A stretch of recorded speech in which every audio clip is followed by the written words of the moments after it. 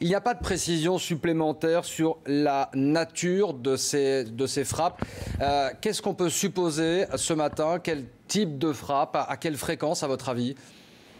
Tout d'abord, je voudrais revenir sur la phase initiale, qui est le recueil de renseignements. Donc pendant plusieurs jours, les avions et l'Atlantique 2, qui sont situés donc aux Émirats, ont tourné sur cette zone pour se faire une appréciation de situation très précise.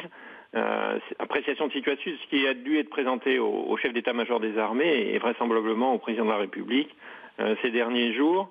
Ensuite, la porte était ouverte pour des frappes et celles-ci ont eu lieu cette nuit, je pense. Donc ce sont des frappes soit sur des objectifs fixes qui font partie du dossier d'objectifs qui a été établi donc, dans les jours précédents grâce aux missions de renseignement, soit des missions d'opportunité, c'est-à-dire que pendant que les avions survolent la Syrie, ils trouvent un objectif d'opportunité. Et à ce moment-là, en fonction des règles d'engagement qui sont très précises, à cause des dommages collatéraux en particulier, et de la zone qui va être touchée, en fonction des priorités du président, est-ce que c'est les camps d'entraînement, est-ce que c'est les sites de commandement, les pilotes effectuent le bombardement.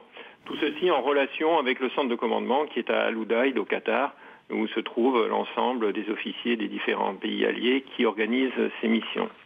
Général Gavillard, il y a cette phrase donc nous frapperons à chaque fois que notre sécurité nationale sera en jeu. En l'occurrence, Jean-Yves Le Drian expliquait il y a encore quelques semaines que l'objectif, ce sont ces groupes qui préparent des attentats en France. Est-ce que c'est ce type de cible qui a vraisemblablement été visé?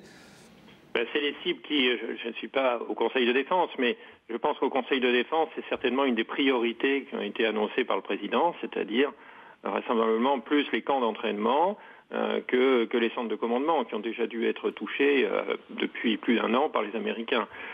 Donc les camps d'entraînement nécessitent effectivement de très bons renseignements parce qu'ils bougent, parce qu'ils savent que les avions sont au-dessus d'eux, mais constituent vraisemblablement une cible, j'allais dire, plus politique, parce que c'est dans ces camps que s'entraînent des djihadistes qui viennent de tous les pays, et en particulier de la France.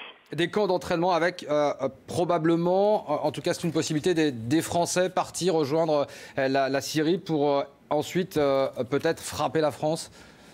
Vraisemblablement, donc on a des renseignements. Le renseignement, comme vous le savez, provient de satellites, mais il provient aussi de renseignements humains. On a certainement des gens des services spéciaux, comme on dit, qui sont au sol et qui eux aussi ramènent des renseignements, et c'est l'ensemble de ces capteurs, entre guillemets, qui permettent de se faire une situation. Et les capteurs au sol amènent certainement des renseignements très importants qui permettent ensuite, grâce aux vues aériennes, de fixer l'objectif et puis un jour de pouvoir le tirer.